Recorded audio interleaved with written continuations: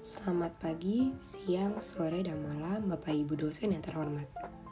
Hari ini kelompok kami akan membahas mengenai makanan sebagai penanda identitas dengan tujuan menganalisa lebih lanjut salah satu pertanyaan dasar dari pembahasan food studies dalam pengkajian budaya. Sebelum itu, perkenalkan kami kelompok keempat dari jurusan sastra Jepang. Seperti yang sudah pernah dibahas pada pertemuan-pertemuan kuliah sebelumnya, food studies atau studi tentang makanan memberikan pemahaman atau mempelajari makanan dari berbagai sudut pandang. Makanan bukan hanya sekadar nutrisi, tetapi memiliki peran penting dalam semua aspek kehidupan masyarakat. Misalnya dalam pembahasan kali ini, makanan dalam aspek budaya dan sosial. Makanan mencerminkan budaya, identitas, tradisi, dan nilai-nilai dari suatu masyarakat. Bagaimana sih makanan dapat menjadi penanda identitas masyarakat? Identitas sebuah masyarakat tercermin dalam bahan makanan, resep, dan cara penyajiannya yang unik dan berbeda dari masyarakat satu dengan masyarakat yang lain. Setiap hidangan mengandung jejak sejarah yang panjang, di mana perubahan geografis, budaya, dan faktor sosial lainnya berdampak pada perubahan makanan suatu masyarakat. Nah, untuk pembahasan lebih detail dan luasnya bagaimana makanan dapat menjadi penanda identitas bahkan di era globalisasi ini, mari kita lanjut ke next slide. Makanan menjadi penanda identitas, klise atau fakta. Berdasarkan analisis yang saya lakukan, makanan sebagai penanda identitas dapat dikatakan klise sekaligus fakta, tergantung bagaimana cara kita melihatnya. Sebagai hal yang klise, mengaitkan makanan dengan identitas kelompok merupakan stereotip yang terlalu sederhana, mengabaikan keragaman internal, serta perubahan identitas dari waktu ke waktu. Pendekatan ini dapat mengakibatkan pengabaian variabilitas preferensi individu dan faktor-faktor kompleks lainnya dalam pembentukan identitas. Akan tetapi, apabila kita melihat secara fakta, makanan sangat erat kaitannya dengan budaya, berperan dalam tradisi dan ritual, serta dapat memiliki makna simbolis yang mendalam. Penggunaan makanan sebagai penanda identitas kelompok juga dapat mencerminkan pengaruh sosial dan sejarah migrasi, sehingga memberikan ciri khas di mata dunia. Generalisasi versus keberagaman. Risiko generalisasi terjadi ketika kita mencoba menyederhanakan kompleksitas hubungan antara makanan dan identitas, yaitu dapat mengabaikan perbedaan individu dan variasi budaya.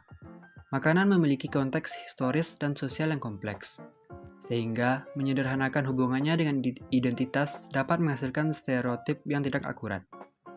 Generalisasi ini dapat merugikan dalam memahami kekayaan dan nuansa unik dari setiap warisan kuliner dan identitas budaya terkait. Di Indonesia, keberagaman budaya terdapat dalam berbagai aspek seperti suku, agama, bahasa, adat istiadat, dan lain-lain. Meskipun makanan di Indonesia sangat beragam bentuk dan rasanya, hal itu hanya menggambarkan sebagian kecil dari identitas budaya. Karena untuk memahami identitas budaya di Indonesia, memerlukan pemahaman mendalam terhadap kompleksitas kebudayaan yang lebih dari sekedar kuliner atau makanan. Manipulasi citra melalui makanan. Makanan tidak hanya berperan sebagai kebutuhan dasar untuk memenuhi nutrisi, tetapi juga memiliki nilai simbolis, kultural, dan sosial yang kuat. Manipulasi citra makanan memiliki dampak besar pada pandangan masyarakat terhadap suatu kelompok atau budaya dan penting untuk perkembangan pemahaman lebih dalam seperti contoh. 1. Representasi kultural seperti sushi dengan Jepang. 2. Konteks sosial dan politik seperti sebuah foto diambil di tengah kacauan, dan sebaliknya penyajian makanan secara indah yang menciptakan naratif positif. 3. Pilihan makanan dan gaya hidup. 4. Konteks sejarah dan tradisi. Selanjutnya saya akan membahas globalisasi dan homogenisasi. Seperti yang kita ketahui, globalisasi membawa keuntungan sebagai penanda identitas. Globalisasi dapat membawa keuntungan dengan memperluas akses terhadap ragam kuliner dari seluruh dunia. Akan tetapi ada tantangan yang perlu diatasi, yaitu risiko homogenisasi. Ada kecenderungan menuju homogenisasi rasa dan presentasi makanan yang dapat mengancam keunikan warisan lokal dan berpotensi menghilangkan identitas kuliner karena penyesuaian terhadap cita rasa global yang umum. Lalu bagaimana kita menghadapi ini? Upaya pelestarian dan promosi sangat dibutuhkan. Dukungan terhadap praktik pertanian tradisional, bahan baku lokal, dan pendekatan berkelanjutan adalah kunci. Dengan demikian, kita perlu mencari keseimbangan, Pertukaran budaya positif harus dijalankan sambil tetap melindungi dan memelihara warisan lokal yang bentuk inti dari identitas kuliner. Untuk selanjutnya yaitu ada stereotip dalam kuliner. Stereotip gender adalah pandangan umum masyarakat tentang pria atau wanita dalam hal perilaku, sifat, kepribadian, dan lain-lain. Stereotip gender mengacu pada serangkaian peran sosial dan norma serta perilaku yang dianggap pantas secara sosial bagi laki-laki dan perempuan. Sehingga berdasarkan hal tersebut, seseorang dianggap maskulin atau feminin dalam konteks budaya. Dalam konteks beberapa budaya, baik pria maupun wanita memiliki stereotip gender makanan, bahwa pria lebih menyukai makanan yang maskulin, seperti kopi hitam, bir, dan daging merah. Sedangkan wanita lebih menyukai makanan yang feminin, seperti kue, teh susu, salad, kurma merah, dan kubis. Salah satu contoh dari relasi antara budaya makan dengan gender adalah adanya tuntutan bagi perempuan untuk selalu terlihat cantik dan langsing. Akibatnya, perempuan diharapkan untuk selalu menjaga tubuhnya dengan porsi makan yang kecil dan jenis makanan yang terbatas pada sayur-sayuran. Makanan sebagai komoditas. Memandang makanan sebagai komoditas mencerminkan bagaimana nilai-nilai ekonomi dapat mempengaruhi cara masyarakat dan mengonstruksi dan menyajikan identitas budaya mereka melalui makanan. Hal ini dapat membentuk pola konsumsi dan menciptakan narasi baru seputar makanan dalam masyarakat. Globalisasi dapat membuka peluang pertukaran budaya dan diversifikasi konsumsi makanan di berbagai wilayah di dunia. Namun, di sisi lain, jika makanan dipandang sebagai produk seragam yang dibuat untuk pasar global, terdapat risiko bahwa makanan akan menjadi lebih homogen dan kehilangan keunikan regionalnya. Beberapa komunitas telah memperkuat identitas mereka dengan mengadaptasi dan memodifikasi makanan lokal agar tetap relevan di pasar global dengan memperhatikan keberlanjutan identitas budaya dengan nilai-nilai lokal. Gambaran makanan dalam media seringkali merupakan penanda identitas yang cukup kuat bagi suatu budaya atau kelompok tertentu. Ketika makanan tertentu disajikan atau dihadirkan dalam media, seperti dalam film, iklan, atau konten digital lainnya, hal itu dapat mencerminkan nilai-nilai budaya, kebiasaan masyarakat, dan sejarah di balik makanan tersebut. Gambaran makanan dalam media pun tidak selalu sepenuhnya mencerminkan kekayaan dan kompleksitas dari identitas suatu budaya. Terkadang gambaran tersebut disederhanakan tanpa memperhatikan sejarah yang lebih dalam di balik makanan tersebut. Globalisasi pun telah mempengaruhi cara makanan dipresentasikan dalam media.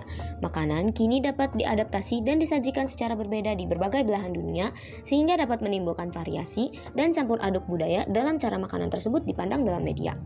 Representasi visual makanan dalam media mempengaruhi persepsi identitas budaya dengan cara yang sudah saya lampirkan dalam slide ini.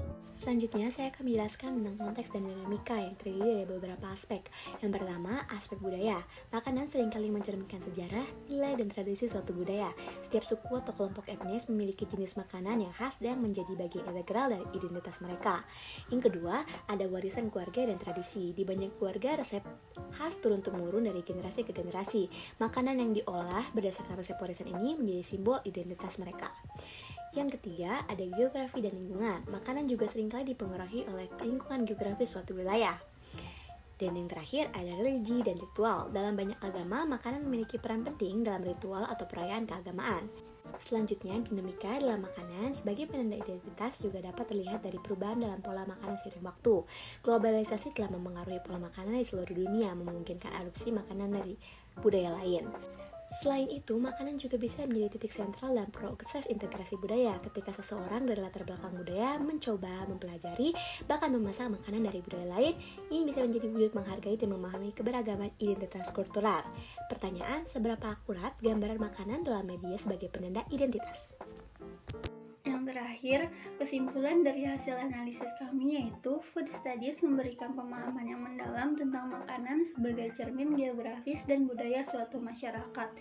Hubungan antara makanan dan perannya sebagai penanda identitas tidak dapat dikategorikan langsung sebagai klise atau generalisasi secara sederhana, karena pada dasarnya keberagaman budaya Indonesia tidak hanya terbatas pada aspek kuliner saja.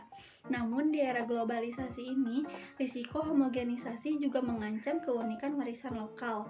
Karena itu penting untuk mencari keseimbangan dalam pertukaran budaya positif sambil melindungi dan memelihara warisan lokal yang membentuk inti dari identitas kuliner sebuah masyarakat. Secara keseluruhan, hubungan kompleks antara makanan dan identitas memerlukan upaya pelestarian, penghargaan terhadap keberagaman, dan pertukaran budaya yang bijaksana untuk mengatasi tantangan globalisasi dan stereotip gender. Sekian hasil analisis mengenai food studies oleh kelompok kami. Terima kasih.